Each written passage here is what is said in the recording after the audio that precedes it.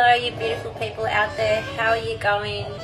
How are my good dads and the super awesome new partners and the grandmothers and the sisters and the step parents, grandfathers and mates and just everybody that is out here trying to do the best to support these good dads that are needing the support for what is one of the most hard times or challenging times that will be going through their life at the moment. Now, it's been a minute since I've posted a video, so I do apologise, but I'm going to make myself a coffee. I collect these beautiful mugs, like you can do it, always believe in yourself. By the way, buy yourself a coffee, dads or stepmoms or grandmothers, that says something like, you know, always believe in yourself. I got that one for my hubby and that one for me. So yeah, anyways, I decided to make this video, which I think is long overdue, and that is the good news out there. I want you dads and supporters to understand one thing, okay? Family law or the family courts culture, right, which was, you know, which was the issue, the problem for a long time. Wasn't the law that was a problem, it was mainly the culture within the family courts, the bias, right? The mess, the lack of staff, you know. It has changed quite a lot. So there are still people out there, or fathers out there, or people out there that are going on about we need change, we need a rally, we need this, we need that. And hey, I hear you. I was like that 7 years ago. The only thing I would say about that is that there's been 2 family law reforms. Not one, but 2. One of them was what the legal community, you know, it was focused on what the legal community wanted, and which wasn't very objective in the, you know, in the sense that, you know, the public and the people that were going through the family court needed to be heard. So then the second one was led by Pauline Hanson.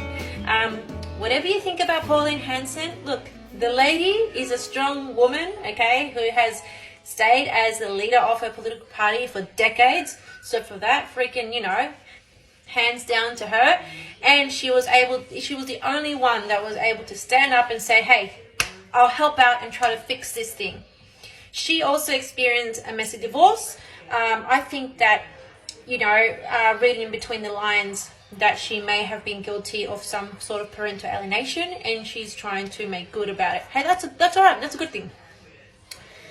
But anyways, the family courts have changed. The system has progressed. The system and the procedure is like very different as to what it was 7 years ago. So that's the first thing I want to say. The other thing is that because it has changed and progressed, where so many people, especially Pauline Hanson, came out and said nationally, fathers are at a disadvantage. You know, she took on the numbers about, you know, men committing suicide because of family courts. She came out and said that. There were also family law reforms, you know, 2 of them, one of them led by me, national one, and another one in Victoria also led by me and organised by myself, with 0 funding, by the way. Hey, if you want to do it, you'll do it. I had to sacrifice a lot to focus on doing that work for free. So, what I'm trying to tell you, that a lot has changed.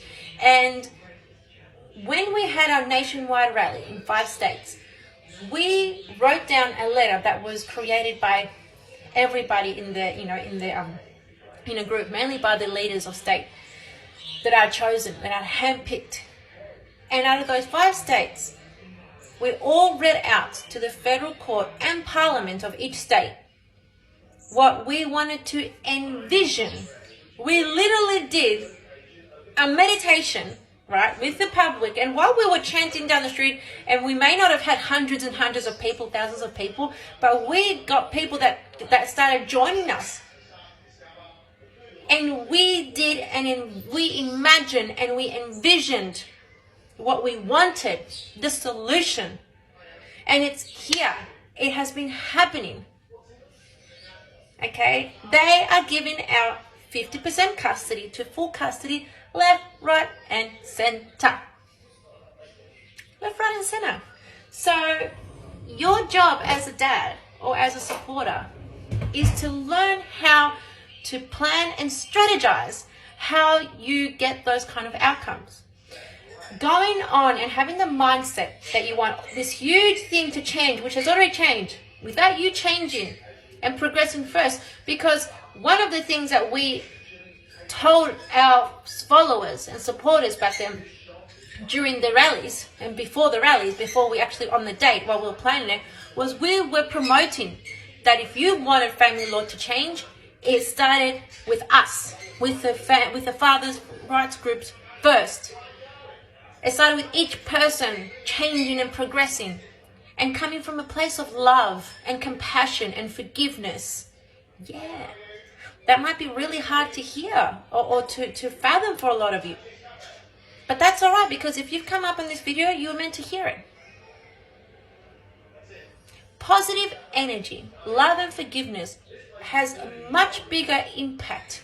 Like metaphysically talking, quantum physics, it has been proven that that kind of energy flows and goes further than the negative, spiteful, resentful, unforgiving stuff. So your job now as a father, or as the father's Mackenzie friend, or the father's mother, or the new partner, is to help that father get good outcomes in his case by being the bigger and better person in front of the courts. We're talking about in front of the courts here, because if you're going to the court with a chip on your shoulder and you're reading all these things from other fathers, because there are a lot of fathers out there on these Facebook groups that are posting their really good outcomes, their successful outcomes. But no, some of y'all want to focus on the problem and on the negative stories. That says a lot about where your mindset is, which means that if you are assuming that the judge is your enemy, that the supervisor is your enemy, that the police are your enemy, that everybody's your enemy, the way you project your energy and the way you walk into the courts, you're already going to come in with a face and an attitude. What you write on your affidavit is already going to have like attitude in there, right? And you're going to carry that negative energy and mindset, and most likely won't get you the outcome that you want. You got to understand that the people that work at the courts, they're people. And a lot of them have been working there for decades. And whether they made mistakes or whether they did the wrong thing or whatever has happened, they know that change is here. And they are trying to make it better. There's so many elements and factors that come into place when a huge system like that needs to change. And it has. A lot has changed. You just got to know how to approach it from a better mindset. Because those who have the correct mindset are getting 50% custody to full custody. I think that's the only reason why you should approach it with the correct mindset. That should be it. There's no other reason. If you want to win, okay, focus on the positives. Don't look at the system as your enemy, okay? Look at them as people. Come with compassion. Come with forgiveness. Come with love. Go in with love. Have love as your main motivator. Not hate, not resentment or anger. That ain't going to get you far.